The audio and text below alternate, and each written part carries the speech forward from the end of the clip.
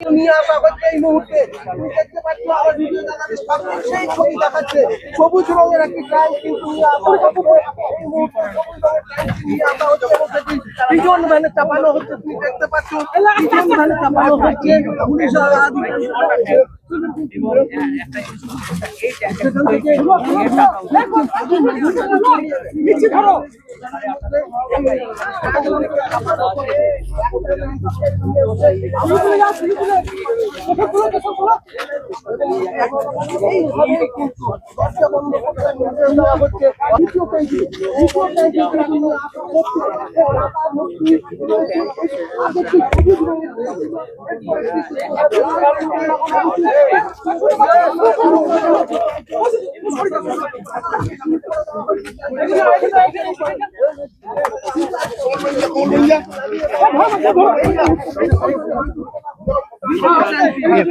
মন্ডলকে যখন জেরা করা হয় তখন কিন্তু তিনি জানান যে এই টাকাগুলো মূলত পাথর ব্যবসায়ী টুলু মন্ডল তিনি স্বীকার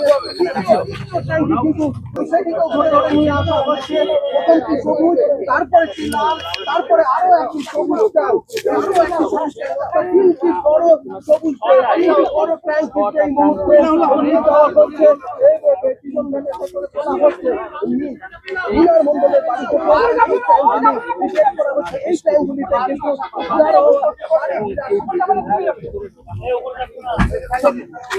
28.5 কোটি টাকা এবং 15 কেজি সোনা রাখা হয়েছে। 28.5 কোটি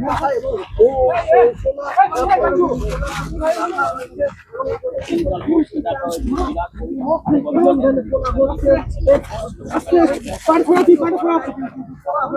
এখন